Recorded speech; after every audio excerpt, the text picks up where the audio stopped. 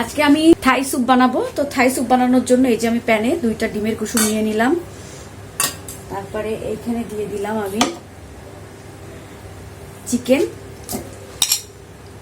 আর এক সাইডে দিয়ে দিলাম এই যে চিংড়িগুলা। তারপরে আমি দিয়ে দিব এখানে হলো যে থাই পাতা,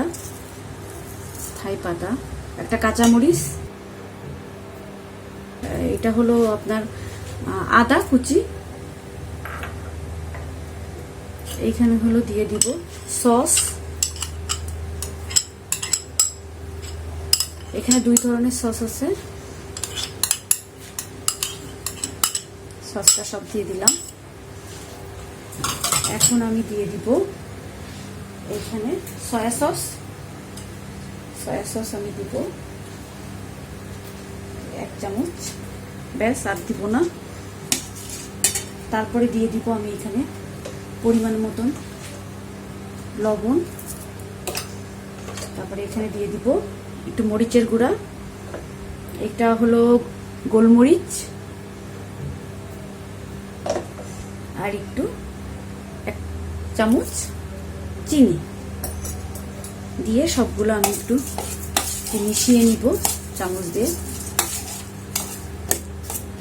মেশানো হয়ে গেলে আমি এখন এর ভিতরে দিয়ে দিব যে কর্নফ্লাওয়ারটাও দিয়ে দিলাম গুলিয়ে রাখা।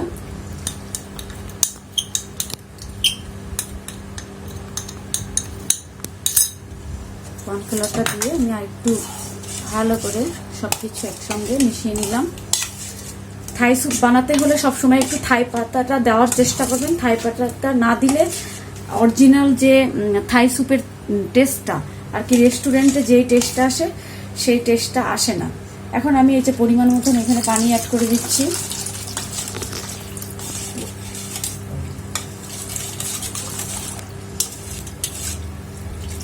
ব্যাস, পানি দেওয়া হয়ে গেল। এখন আমি চুলাটা অন করে দেব।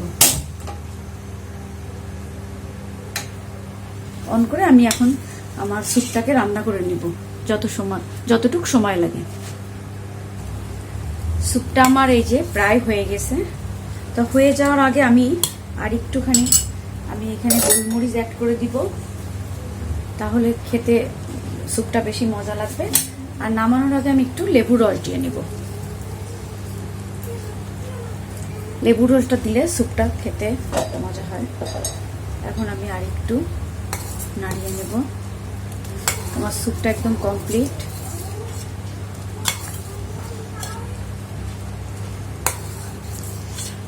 এখন আমার বন্ধ করে দিব।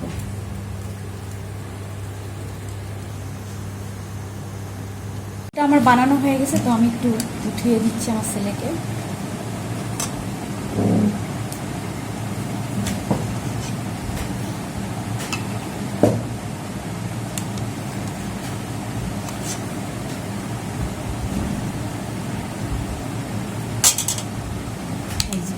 স্যুপটা আমার রান্না করা হয়ে গেছে।